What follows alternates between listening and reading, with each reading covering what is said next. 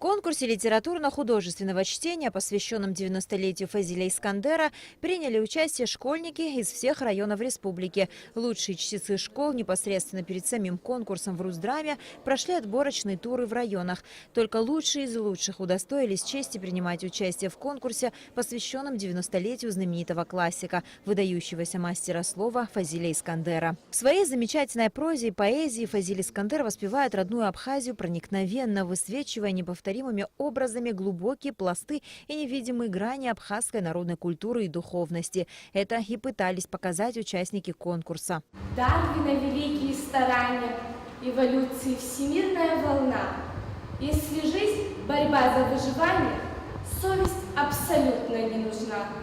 Верю я в картине мироздания. Человек – особая статья. Если жизнь – борьба за выживание, выживать отказываюсь я. Неизвестному кому-то, где-то, до смерти стараюсь угодить. Кто создал чудесный этот лучик и кого он не пускает вспять? Погибали лучшие из лучших, чтобы этот лучик не предать. Заместитель министра образования и науки Медея Чингеля поздравила детей с таким замечательным событием. По ее словам, подобные мероприятия еще раз подтверждают, что творчество Искандера живо и любимо молодым поколением. В течение учебного года в школах, в городах и районах проводятся различные мероприятия, посвященные юбилею великого нашего писателя. Говорить о величии Искандера для нас, для всех, это очень почетно.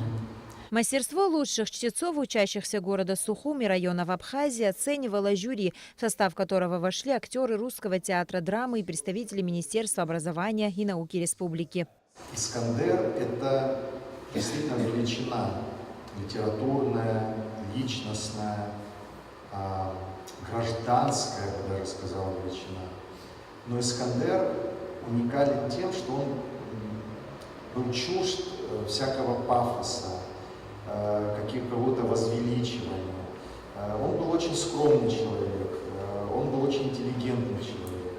И его гениальность его прозы в простоте его интонации, авторской, человеческой интонации. Первое место по прозе занял сухумский школьник Архан Касланзе. По поэзии учащаяся Ткварчалской средней школы Мария Таня. Победителям и призерам конкурса были вручены грамоты и подарки.